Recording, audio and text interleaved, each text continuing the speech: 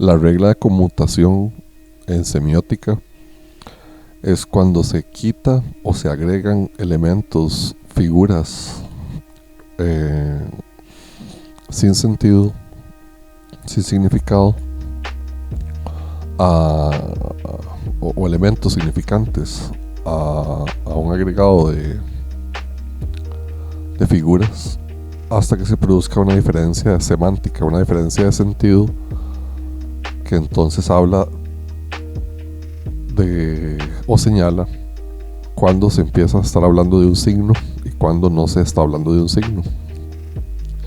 En el video pasado estuvimos usando la regla de conmutación aplicada al arte pictórico, al arte visual, usando de ejemplo una pintura de Jackson Pollock. Si nosotros tenemos un detalle de solo uno de los colores de una pintura de Jackson Pollock, vemos que está compuesto de figuras, es decir, de microelementos, de pigmentos de un solo color que no producen ninguna diferencia y por lo tanto no producen ningún cambio de significado o sentido.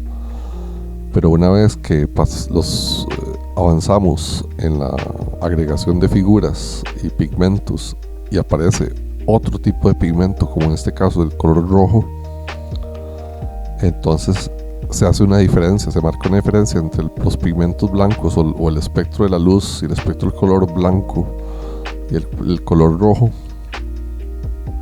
Por lo tanto se crea una diferencia ya entre signos. Podríamos decir que las figuras entonces son cada uno de los pigmentos blancos, cada uno de los microelementos que componen una de las manchas de color en un cuadro de Jackson Pollock, y que como en conjunto forman un signo, cada mancha de color, una vez que empieza la conmutación, precisamente. Ya una vez que empieza una transformación de un cambio de significado, de sentido, a través de un cambio de significante, ¿verdad? Por supuesto, cuando estamos hablando de signos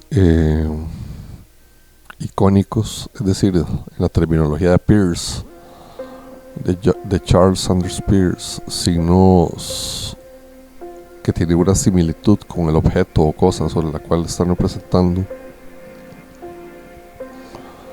hay una diferencia clara entre los pigmentos que rodean un objeto, por ejemplo, con respecto al objeto en sí, tal y como está retratado en una pintura. Pero la regla de conmutación, como vemos, puede ser muy útil también en el arte abstracto para diferenciar cuáles son los signos y cuáles son las figuras que se articulan, aunque sea en articulaciones heterodoxas, que se articulan en un cuadro ya no con elementos icónicos, sino con elementos abstractos, como este cuadro de Jackson Pollock que estamos viendo frente a nosotros. Ahora, según Umberto Eco, estos elementos que son figuras no serían signos, según la terminología y la definición, la clasificación que él utiliza. Él considera que no son signos porque son elementos discretos que son parte de un continuo de elementos y por lo tanto pierde el principio diferencial del que estábamos hablando en el video anterior. De eso se pierde, ya no es un sistema diferencial de significantes, sino un sistema continuo, una señal continua de grados dentro del espectro de la luz, en este caso del color, ya que estamos usando de ejemplo el color.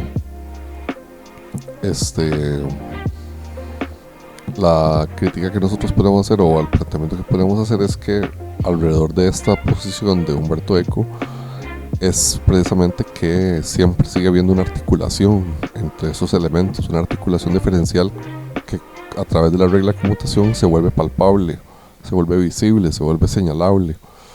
Vemos que en efecto, si solo hay figuras de un color como el blanco, no hay ningún sistema de diferencias.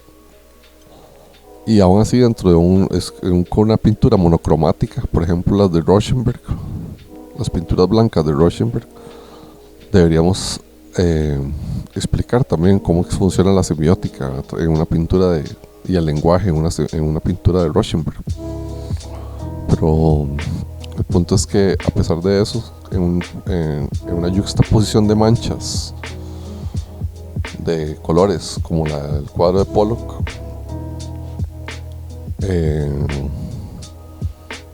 vemos que si hay una yuxtaposición que articula un sistema diferencial, y por lo tanto consideramos que las figuras sí deberían ser consideradas signos, si articulan.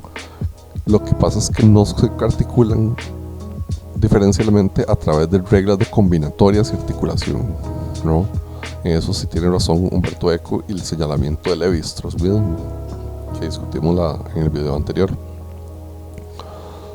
Lo que sí queda claro es que no hay reglas de sucesión entre un elemento y otro, de articulación entre las cosas entre sí, como lo podría haber con elementos icónicos como una casa, un cielo, una montaña, que deberían estar articulados de cierto modo sintagmático para que tengan una coherencia realista. Por ejemplo, la casa no podría estar en el cielo, la montaña no podría estar boca abajo, el cielo no podría estar de suelo, para que tengan su coherencia como cielo, casa y montaña, ¿verdad? Por ejemplo, en cambio en el arte abstracto no existe esa articulación de elementos con ese tipo de coherencia, pero sí existe una especie de forma de articulación, de codificación a través de la clasificación, que sería otro de los elementos que definen a los códigos, tal y como el alfabeto. El alfabeto no se articula, no tiene reglas de articulación. Un alfabeto fonético puede ser usado para el ruso, así como puede ser usado para el español, así como puede ser usado para el inglés, así como puede ser usado para cualquier otro tipo de idioma, y no tiene per se reglas de combinatoria y articulación. Eso depende de cada idioma, ¿no? Pero el alfabeto tal cual sirve a diferentes idiomas. Entonces, pero sigue siendo un código. El alfabeto sigue siendo un código, sigue siendo una clasificación, una clasificatoria de signos que entra en un sistema, una estructura de diferencias, ¿verdad? Pero esta es una posición que elaboramos nosotros propiamente dentro de la semiótica, ¿no? A partir de los análisis de Eco y estas discusiones con Levi-Strauss, etc. Y alrededor, en este caso, del arte.